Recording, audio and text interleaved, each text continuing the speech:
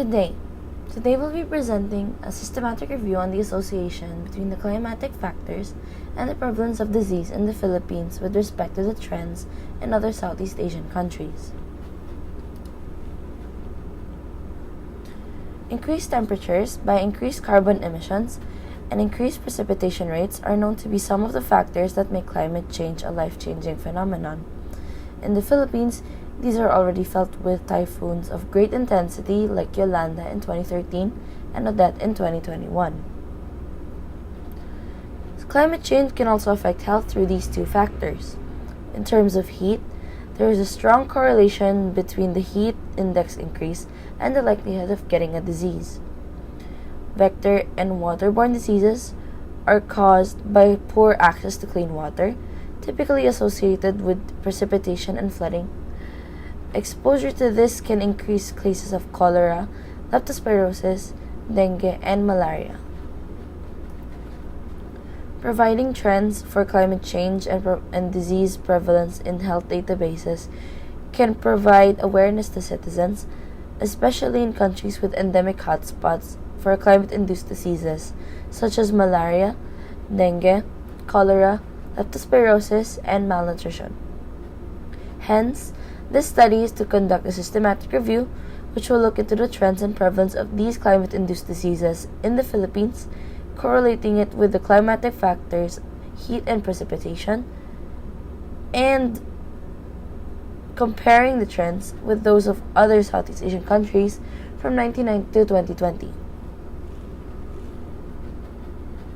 For the methodology, in this review, we have followed the PRISMA guidelines, which is a series of checklists that aim to guide people conducting systematic reviews, and it is also the standard in conducting and evaluating such.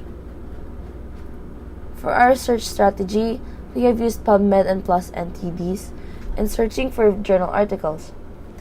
We have used the keywords disease name, global warming, and Boolean logic operators. Only articles from January 1990 to September 2021 are included in the review. Supplementary manual search was also conducted by scanning the reference lists of included articles in the review. The first information collected from the articles are title, author, and publication year. If the article is eligible based on the parameters set, then its discussion about climate change will be looked at and how it correlates with the trends of a disease. Secondary data and disease trends have been obtained from databases or credible websites such as those handled by government agencies. For climate trends, secondary data was also obtained from databases like Pag-asa or journal articles. To ensure that those studies that are included in our review are of good quality, we have conducted an appraisal using the JBI appraisal checklist for studies reporting prevalence data. It is composed of 9 questions, all of which were answerable by yes, no, unclear, or not applicable. Microsoft Excel was used to collate data and to create graphs. Also, multiple regression analysis have been conducted using the Statistica software. For results and discussion, a total of 12,632 records have been identified by the database search, after which all studies that did not discuss one or more of the chosen diseases, climatic factors, heat or precipitation, in Southeast Asia or Philippines have been removed. 22 records were then included in the review and were subjected to analysis. For the appraisal, 20 out of 22 included data have garnered a score of 8 out of 9, while the remaining 2 garnered a score of 7. According to George et al. 2014, at least 7 points must be garnered by a study for it to be considered a high-quality study. Leptospirosis. Gram-negative bacteria Leptospira interrogans is known to be the leading cause of leptospirosis. They are viable in soil and standing water, mostly in floods.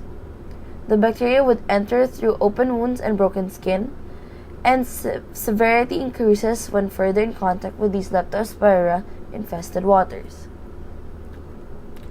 This slide shows a graphical representation of the relationship between temperature, precipitation rate, and the number of cases of leptospirosis in the Philippines. Based on statistical analysis, there is a high variability found in the model with an R-squared of 0.35.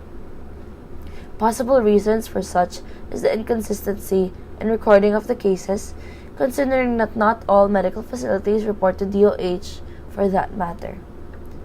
No significant association has been found between the temperature and the cases, but what of significant precipitation? The outbreaks of the disease were shown to occur after very strong typhoons and heavy rainfall. In Southeast Asia, there is a fluctuating trend per country, with the majority caused by immense flash floods and heavy rains. There are clear spikes in Malaysia and Thailand around 1999, 2005, and 2015 respectively. Both countries experienced heavy rainfall and floods during these times, causing property displacements coupled with bad drainage management and the rural sector. In Singapore, the cases are low since these cases are not endemic to the country. Lack of familiarity with the disease is one of the reasons why Indonesia has low cases. Cholera is a water-borne disease transmitted through water and food contaminated by Vibrio cholerae. Flooding is the main cause of transmission, contaminating livestock and waters. There is a strong association between the precipitation and cholera cases per 10,000 in the Philippines and specified time frame. Statistics show that there is a high variability in the model with an R-squared of 0.18. This is also due to inconsistency of cholera cases recording from the government.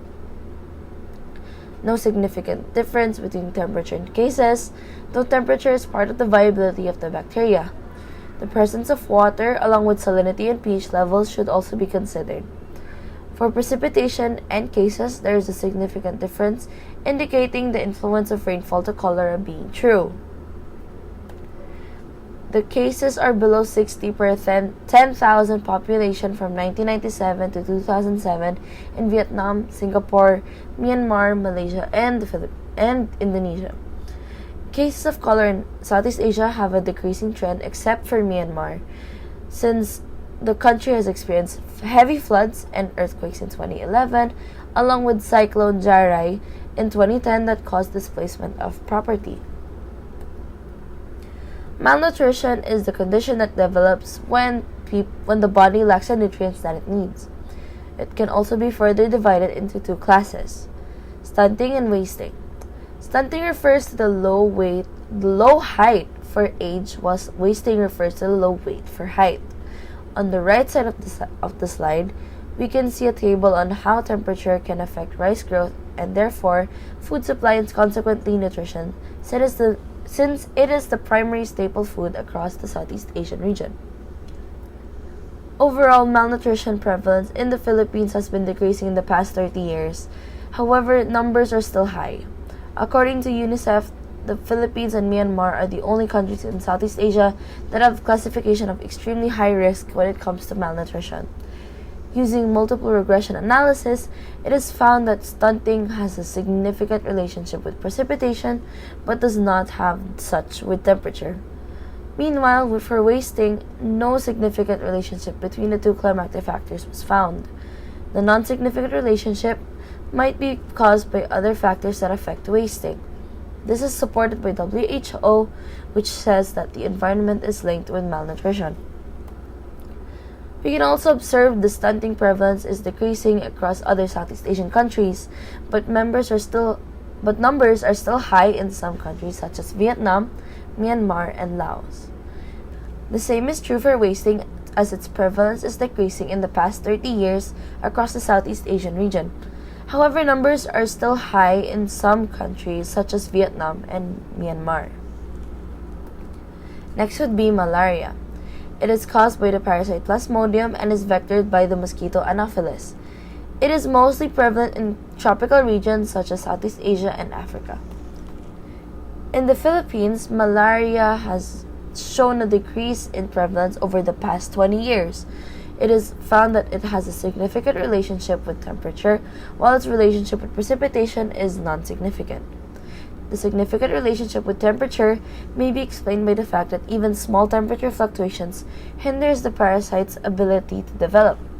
Meanwhile, the non-significant relationship of malaria to precipitation could be attributed to the varying effect of precipitation. The same rain that could provide breeding ground for mosquitoes can also destroy other existing breeding grounds. Other countries in Southeast Asia has also seen a decreasing prevalence of malaria in the past 20 years. However, cases are still high in some countries such as Myanmar and Indonesia.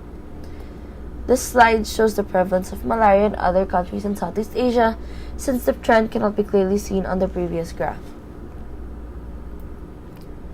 Dengue is a viral disease vectored by the mosquito Aedes and mostly affects the countries near the equator and affects almost 400 million people per year.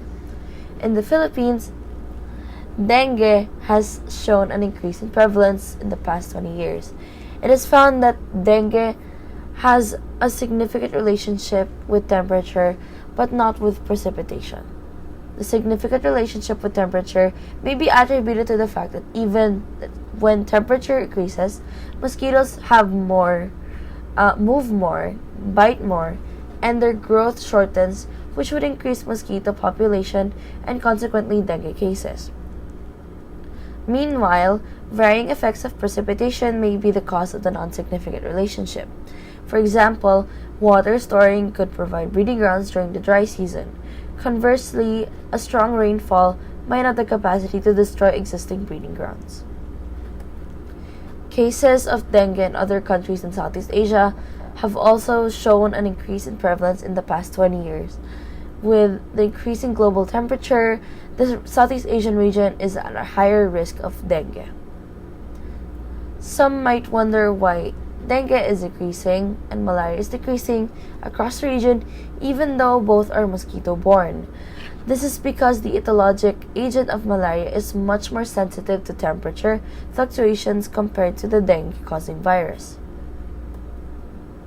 So, to conclude, 4 diseases were decreasing in prevalence, 1 was increasing, and 1 affects people's lives daily across the Southeast Asian region. Looking at the figure on the right, we can conclude that dengue and malaria have a significant relationship with temperature. Cholera, leptospirosis, and stunting have a significant relationship with precipitation. Next, looking at the R-squared value, some may think that the low value will mean that our regression model is unreliable. However, we must keep in mind that our topic focuses on public health, and even small numbers are important since millions of lives are at stake. With this, it is safe to conclude that a worse climate change in the future will have a negative impact not only to the environment but also to human health. And that concludes our presentation. Thank you for listening.